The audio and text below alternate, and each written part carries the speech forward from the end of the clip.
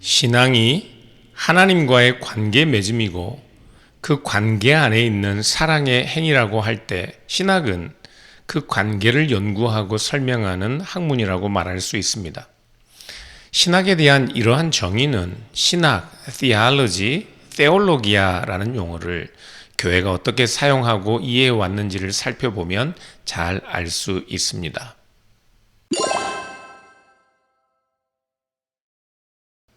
신학, theologia라는 단어는 성경에는 나오지 않지만 헬라어 theos와 로고스의 합성어로 신에 관한 가르침 또는 신에 관한 말을 의미합니다. 고대 헬라 사회에서 신에 관한 말들은 주로 음유시인들에 의해 희극의 형태로 전달되었습니다. 그러나 철학자들은 신학이라는 말을 인간과 자연세계에 관한 지식의 틀 안에서 신적인 일들을 유추하여 설명하던 것으로 이해하였습니다. 플라톤은 그의 국가론에서 호머, 헤시오도스와 헬라 신화들이 묘사하는 신들에 관한 말들을 신성에 관한 철학자들의 반성적 연구와 구분하고 있습니다. 헬라시 문학에 등장하는 신들은 인간의 연약함을 그대로 담고 있기 때문에 신학, 신들에 관한 말이 전혀 신학적이지 않음, 신에 관하여 말하지 않음을 지적하였던 것이죠. 이러한 인간 동형론적인 표상들, 묘사들 뿐만 아니라 철학자들에게는 신들의 다수성도 문제가 되었습니다.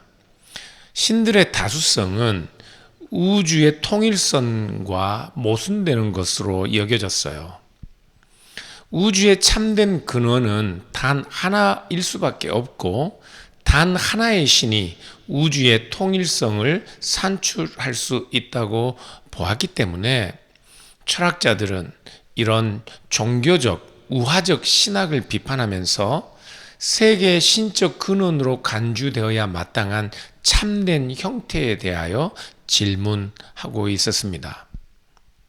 그래서 플라톤 이전에 소크라테스 그 이전에도 철학자들은 만물의 참된 근원에 관하여 질문하며 참으로 신적인 기능, 모든 것을 하나로 떠받들고 통일할 수 있는 참된 근원, 통일성의 토대가 되는 그런 신적인 기능을 충족시킬 수 있는 것에 관하여 이야기하였습니다.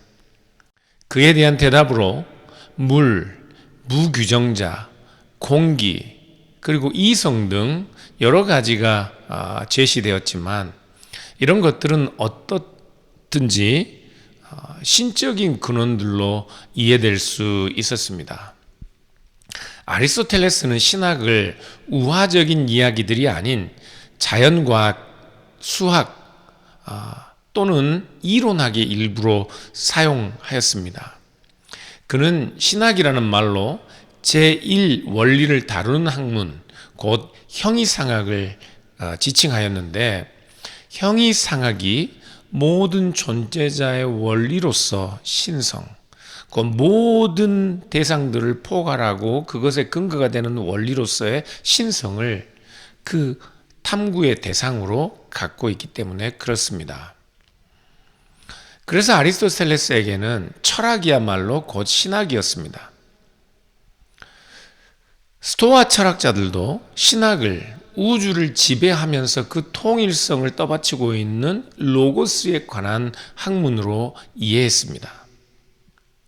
철학자들은 이 신학을 시인들의 허무맹랑한 우화적 신학들과 철저하게 구분하면서 진지한 신적 본성에 관하여 탐구하였던 것이죠. 그래서 유대인이었던 알렉산드리아의 필로는 유대 종교야말로 그 철학적 진리들, 신적 진리에 대하여 유일하게 적절한 설명을 제공할 수 있는 종교적 설명 양식이라고 그렇게 주장하였습니다. 그러나 교회의 교부들은 철학적 진리와 유대교를 동일시하는 필로의 입장에 만족할 수 없었습니다. 그들은 신앙 자체가 철학의 자리를 대신한다고 생각했습니다. 그러니까 신앙이 철학의 유용한 수단, 방법이 되는 것이 아니라 신앙이야말로 참된 철학이고 철학자들의 철학이 아닌 기독교 그리스도교 신앙이야말로 참된 신에 관한 이야기가 될 수 있다고 철학을 대신하는 참된 신학이라고 생각했던 것이죠. 이런 배경에서 순교자 저스틴은 기독교는 유일하고 확실하고 유익한 철학이라고 말하였던 것이죠. 그는 기독교가 철학자들의 철학을 대체하는 유일하고 참된 철학이라고 주장한 것입니다.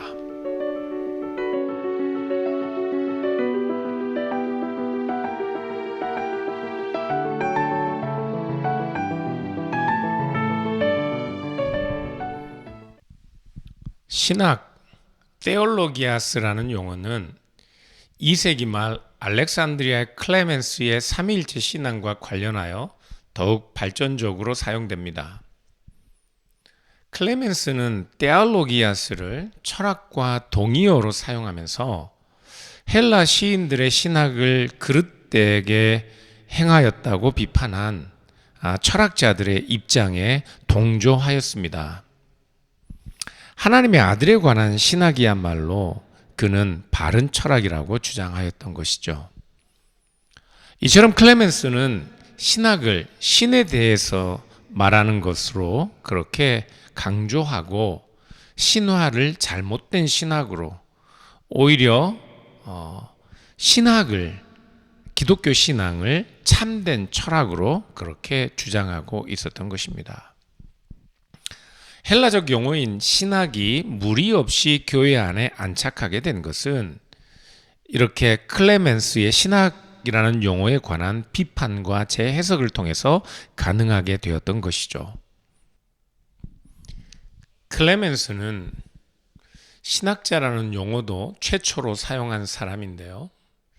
그는 모세를 신학자라고 칭하면서 하나님을 대신하여 하나님에 대하여 선포하는 자가 신학자라고 그렇게 설명했습니다. 그는 선지자들의 신학을 철학자들에게서는 결코 찾아볼 수 없는 경건과 예배로 파악했던 것이죠. 이처럼 기독교적 신앙을 철학으로 지칭했던 이유는 그 당시 신학이라는 단어의 지배적인 언어 용법이 신화와 동일시되는 그런 이유 때문이었습니다. 그것이 바로 신학이라는 개념이 기독교적인 사고 속에 받아들여질 때 망설여졌던 이유였고 기독교를 참된 철학, 유일한 철학이라고 말했던 이유이기도 한 것이죠. 우화적인 신학이 아닌 철학 개념이 오히려 오해의 소지 없이 신적인 것에 관한 말로 사용될 수 있었기에 고대 교부들은 기독교 신앙을 오히려 철학, 참된 철학이라 그렇게 말해야 했던 것입니다. 오늘날 우리도 하나님에 관하여 말할 때 이런 진지함이 있어야 하지 않을까 생각됩니다. 저는 종종 하나님의 말씀을 들었다고 하거나 하나님의 뜻을 아주 강한 확신으로 단정적으로 말하는 사람들을 보면 그때마다 저는 그들이 하나님 아닌 것, 기독교의 하나님과 관계없는 헬라인들의 우화적인 신학으로 하나님에 관하여 말하고 있는 것처럼 의심스러울 때가 있습니다. 우리가 하나님에 관하여 말할 때는 더 없이 진지하고 주의하며 조심스럽게 말해야 할 것입니다. 그것이 우리가 신학을 공부하는 이유입니다. 교부들은 신학이라는 용어를 하나의 행위로 이해하고 그 용어의 동사적 의미에 집중했습니다. 앞서 언급한 저스틴은 신학함, 테올로게인을 어떤 대상을 하나님으로 칭한다는 의미로 사용하면서 신 아닌 것을 신으로 말한 헬라의 우화적 신학을 비판했습니다. 이때 신학이라는 용어는 신성에 관한 말 또는 이론보다는 실천적인 의미로 예배와 신앙과 기도의 행위 가운데 신으로 칭함을 의미했습니다. 그는 성령이 그리스도를 하나님으로 선포한다고 말하면서 테올로게인이라는 단어를 사용했습니다. 신학함. 130년경에 출생한 변증가 아테나고라스도 신학한다는 말을 헬라의 신계보를 예를 들면서 그 신들이 헬라의 시인들에 의해 애초부터 신들로 불려졌다. 테테올로게메논 그렇게 또는 신으로 불려졌다. 테올로 군테스 그렇게 비판하였습니다. 이때 신으로 불려짐이라는 이 용어는 신이 아닌 것들을 신격화하여 신으로 부른 우화적 신학을 엄격하게 비판하기 위한 표현이었지만 반면에 이 용어를 성경의 삼위일체 하나님에 관하여 사용할 때는 예수님을 하나님이라고 칭하며 테올로게인, 주님이라고 칭한다, 키리올로게인 그렇게 다양한 표현으로 사용할 수 있었습니다. 특별히 이레니우스는 성경의 시편과 찬송들이 하나님의 말씀인 그리스도를 신학하면서 칭송한다 그렇게 언급했는데 이때 찬송함, 힘노시와 하나님을 말함, 테올로 군테스라는 이 용어를 동의어로 사용하고 있습니다. 그래서 이레니우스는 신학하다는 이 말을 그리스도의 신성에 대한 선포로 사용하였지요. 오리게네스라는 신학자는 찬양과 기도 역시 신학이라고 강조하였습니다. 그는 우리 자신과 기도의 말을 잘 살피지 않고 우리가 천박하고 허탄한 것을 추구하면 중언부언하게 되는데 그렇게 해서는 안 되고 신학해야 한다고 말하며 신학을 신앙의 행위, 곧 찬양과 기도가 신학이라고 그렇게 설명하였습니다. 그는 이 신학함이라는 용어를 성부와 성자와 성령 하나님께 사용하면서 신학함은 성자께서 하신 일이라 그렇게 설명합니다. 마태복음 11장 27절과 요한복음 1장 18절에서 예수님은 자기의 제자들에게 하나님에 관한 일들을 진술, 신학하고 계시죠. 오리게네스는 예수 그리스도께서 하나님이신 그의 아버지이신 창조주 하나님에 대하여 말씀하심을 신학이라는 말로 설명하였습니다. 오리게네스는 또한 성경이 신학한다 그렇게 말하기도 하는데요. 성경의 선지자들이 오실 메시아를 예언한 것을 신학이라고 본 것이죠. 신학함이라고 본 것입니다. 왜냐하면 선지자들의 증거는 그리스도만 겨냥할 뿐만 아니라 신적인 존재, 하나님의 아들로 인정된 성자와 성부의 관계까지도 포함하고 있기 때문에 그렇습니다. 예수 그리스도가 하나님으로 선포되어야 하기 때문에 그리스도에 관한 선지자들의 예언은, 선지자들의 선포는 곧 하나님의 아들이신 그리스도, 하나님이신 그리스도에 관한 선포이기 때문에 신학함이라 말할 수 있었던 것이죠. 또한 오리게네스는 성령에 관해서도 신학함이라는 용어를 사용합니다. 성령님도 하나님으로 선포되어야 하기 때문에 그렇습니다. 그래서 그는 성령을 신학하지 않는 자는 세례를 파괴한다고 그렇게 말하면서 오리게네스는 신학이라는 용어로 성령님의 신성을 강조하고 있죠. 오리게네스에게 신학은 하나님에 관한 신앙 고백이고 하나님을 향한 마땅한 기도이고 찬송이고 하나님의 경륜에 대한 찬미이고 하나님과 그리스도와 성령에 대한 예배이고 송영이었습니다. 아타나시우스는 아리우스와의 논쟁을 통해 신학이라는 용어를 누구보다 자주 사용합니다. 아타나시우스의 신학 개념은 하나님이 자신의 말씀, 곧 구주와 구주의 사역에 관하여 말하는 것이 곧 신학입니다. 그러니까 하나님이 신학하시는 거죠. 아타나시우스는 하나님의 존재에 관하여 하나님 스스로가 말씀하시는 분이십니다. 그는 성령의 신성을 논증하면서 기독교의 신학이 삼위일체 하나님을 신학하는 것으로 그렇게 강조하였습니다. 주님께서 가르치시고 사도들이 선포하였고 그리고 교부들이 보존한 보편교회 신앙과 교리는 성부와 성자와 성령 안에서 신학하여지는 하나님으로 불리어지는 하나님으로 선포되는 거룩하고 온전한 삼위일체 하나님이라고 아타나시우스는 거듭 강조하였던 것이죠.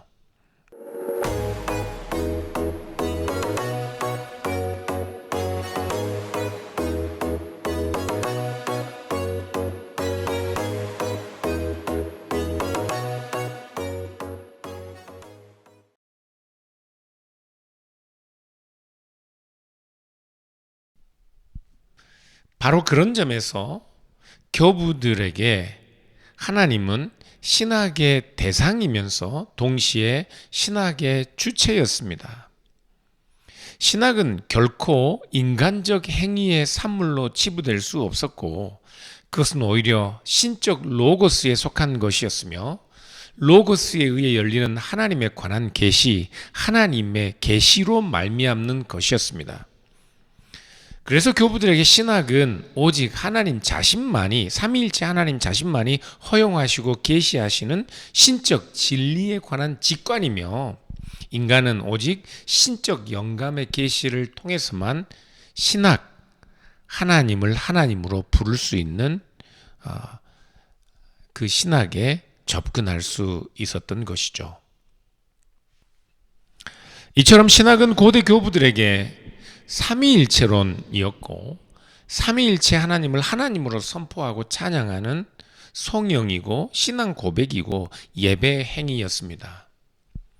신학은 성부 하나님, 성자 하나님, 성령 하나님을 오직 한 분 유일하신 참 하나님으로 고백하는 것이었고 그래서 성부 하나님도 성자도 성령도 모두 신학하며 또한 신학되어진다고 말할 수 있었습니다. 성부와 성자와 성령은 신학의 대상이며 동시에 신학의 주체였습니다. 그러므로 성자의 신성을 고백하지 않고 성령의 신성을 고백하지 않고 신학할 수 있는 신학은 없었습니다. 그것은 신학이 아니었습니다.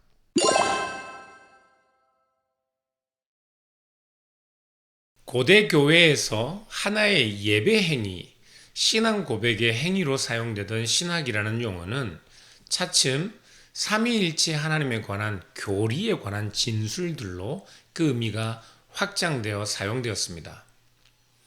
교부들이 신학이라는 이방의 용어를 하나님과 예배에 적용하여 사용하였지만 차츰 삼위일체 하나님에 관한 그 신학적 진술들에서 나오는 논쟁들을 피할 수 없게 되었던 것이죠. 그래서 중세 초기의 사상가들은 신학을 교의학 또는 거룩한 교리에 관한 좀 더 광범위한 연구 안에 포함시켜 하나님에 관한 교리 전체를 가리키는 것으로 그렇게 이해했습니다. 뿐만 아니라 중세 교회의 언어인 고전 라틴어에는 헬라 신학자들이 사용하던 신학의 동사적 개념이 전수되지 못했습니다. 왜냐하면 고전 라틴어에는 헬라 신학자들이 사용하였던 신학하다, 신학되다와 같은 동사적 개념이 없었기 때문에 그렇습니다. 라틴 교부들이 고대 동방 교부들에게 신학을 배웠고 함께 신학을 교류했음에도 불구하고 신학하다는 라틴어 동사가 존재하지 않기 때문에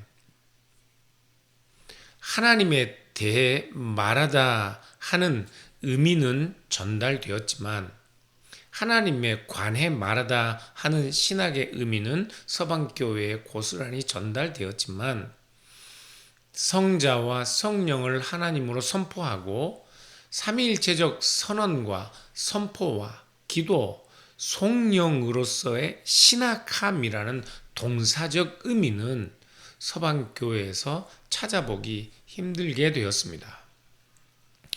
신학이 갖는 실천적이고 동사적인 개념, 성령과 예배로서의 개념보다는 사변적이고 이론적인 성격이 더 강하게 대두된 것이죠. 초기 고대 교회의 신학에 대한 개념은 신을 말함, 신을 선포함, 그렇게 신과 하나님 그 존재에 대하여 강조를 두었다면 서방교회 전통에서는 신에 관하여 말함, 학이 강조되었습니다. 서방교회에서 일어난 종교개혁 이후의 개신교회에서도 이 신학의 동사적 개념보다 교리적이고 사변적인 개념이 강조되는 것은 바로 개신교회가 서방교회의 전통에 서 있기 때문일 것입니다. 예배 행위, 찬송과 기도 자체가 신학함이며 그래서 또한 우리의 신학이 우리의 예배와 기도와 경건과 무관할 수 없다는 사실, 그래서 우리의 찬송과 기도 자체가 하나님의 존재에 관하여 적절한 하나님을 하나님으로 선포하는 신학함의 행위가 되어야 한다는 사실을 우리 개신교 성도들은 좀 더 깊이 묵상하고 반성할 필요가 있습니다. 중세를 지나면서 유럽에 대학이 설립되고 확장되던 1200년 이후부터는 이 신학이라는 단어는 서방교회 전통에서 본격적으로 하나의 엄밀한 학문으로 정의되었습니다. 12세기, 13세기 파리와 옥스퍼드 같은 대학의 창설과 함께 이러한 신학에 관한 엄밀한 학문으로서의 이해는 확장되기 시작했고 그래서 19세기, 20세기 독일과 유럽 신학은 바로 이런 방향의 신학에 대한 이해가 아주 두드러지게 되었습니다. 중세 신학은 고대 교회의 신학과 달리 이론적이고 사변적이었습니다. 그래서 하나님을 하나님으로 말함이라는 개념보다 하나님에 관하여 말함을 의미했습니다. 토마스 아퀴나스는 신학은 하나님께서 가르치시고 하나님에 대해 가르치며 하나님께로 인도한다고 그렇게 선언했습니다. Theologia ad Deo docetur, Deum docet, et ad Deum ducit. 토마스 아퀴나스의 신학 대전에서 토마스는 신학은 실천적이기보다는 기독교인들이 믿는 하나님에 관한 내용들을 해설하는 사변적이고 이론적인 학문으로 그렇게 소개하고 있습니다. 그러나 우리가 주의해야 할 것은 중세의 신학의 개념이 이론적이고 사변적이며 하나님에 관한 학문이었음에도 불구하고 토마스 아퀴나스나 안셀무스 같은 신학자들이 이성을 신앙을 취득하는 수단으로 본 것이 결코 아니라는 사실입니다. 오히려 이성은 신앙을 해설하는 수단이었습니다.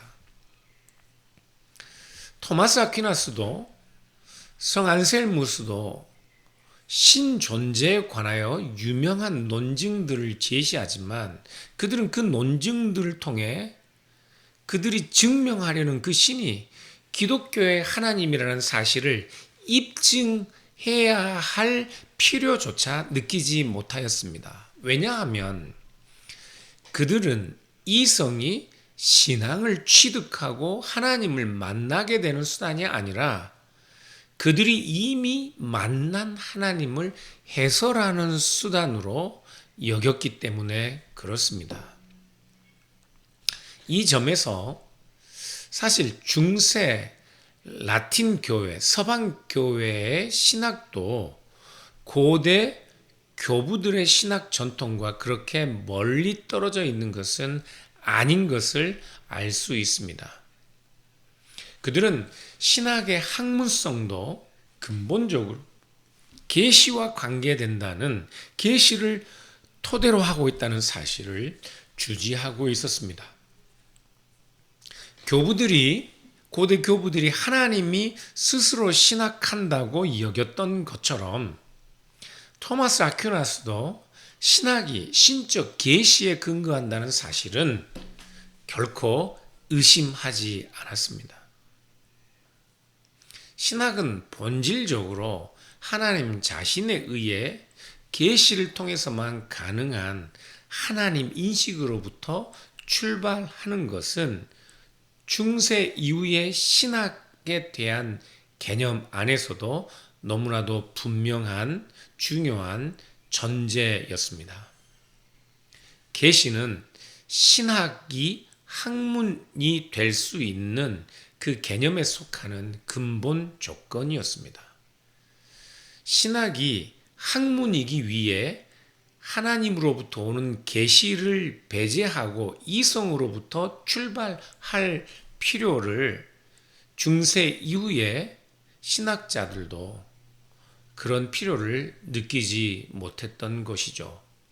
신학이 학문이라고 말하더라도 신학의 학문성은 근본적으로 본질적으로 하나님의 계시에 근거하고 있었고 하나님의 계시를 통해서만 가능한 것이 신학으로 여겨지고 있었습니다.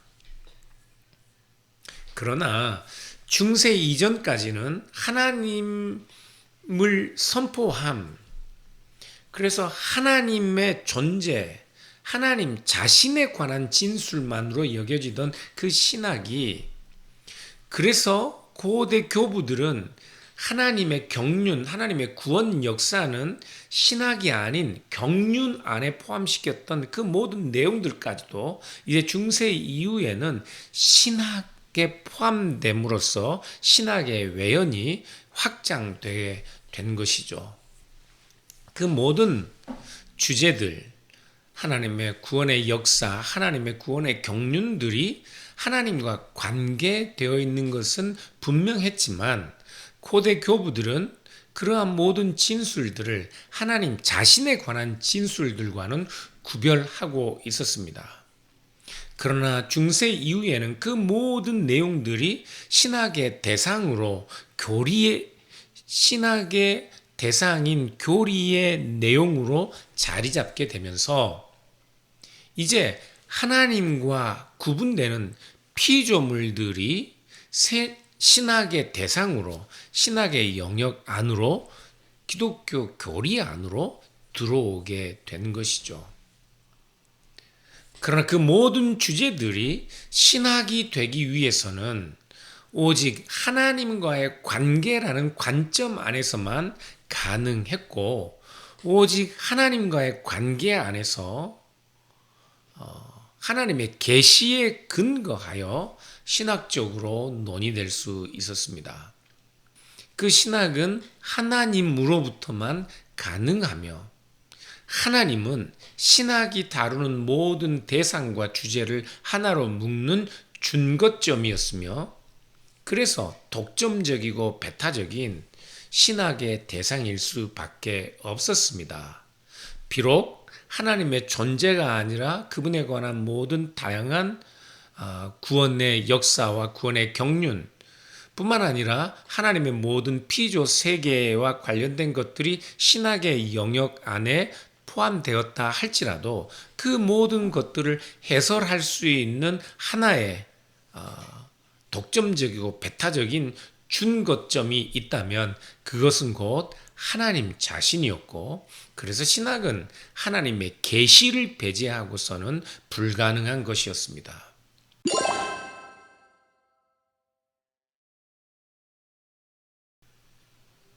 우리는 지금까지 신학이란 무엇인지 살펴보았습니다.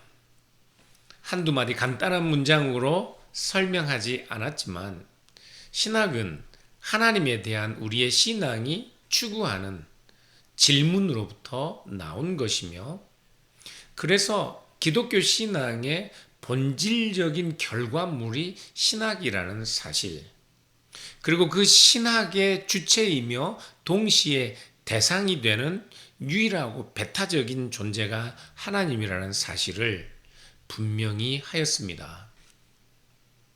고대 교부들이 신학이라는 용어를 교회의 용어로 채택하게 된 과정도 교부들의 하나님에 관한 치밀한 질문과 하나님의 하나님 되심에 대한 진지한 고민 때문이었다는 사실을 우리는 알게 되었습니다.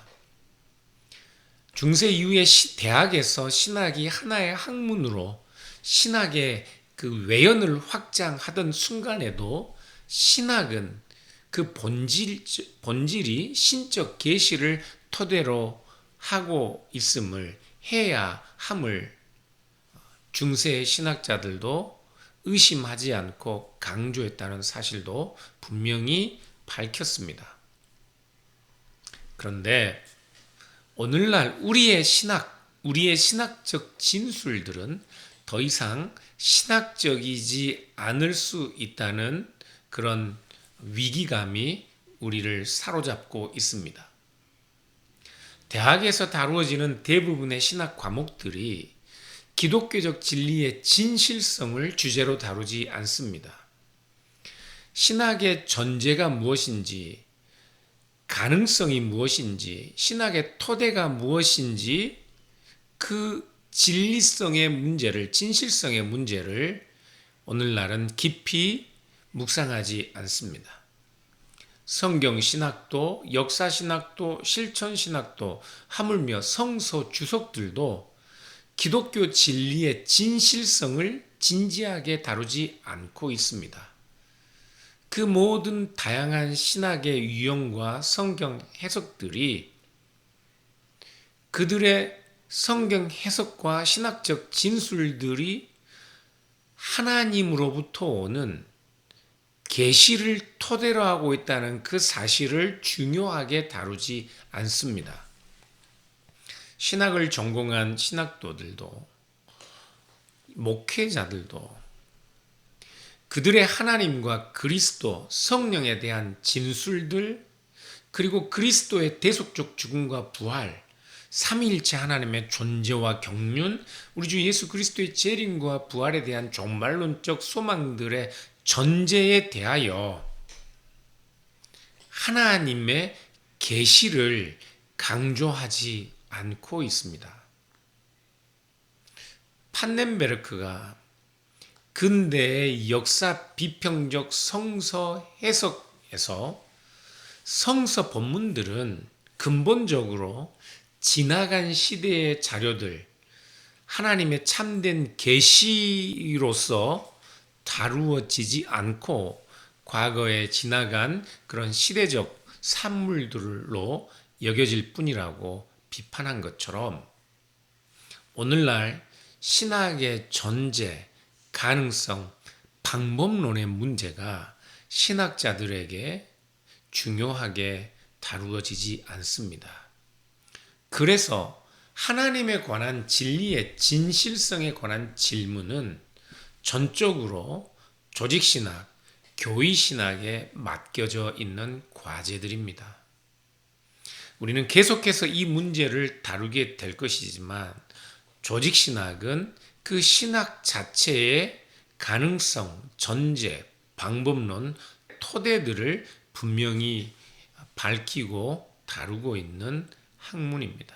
신학의 신학됨을, 신학의 본질을 다룰 수 있는 유일한 과목이 조직신학이라 말할 수 있습니다. 우리의 신앙 고백이 참된 예배, 진지한 신앙 고백, 그리고 하나님을 하나님으로 바르게 선포하고 말할 수 있는 그런 근거를 조직신학은 밝히고 있고 그 내용들을 엄밀하게 다루고 있는 과목이 조직신학이라 할 수 있습니다. 이상입니다. 바이.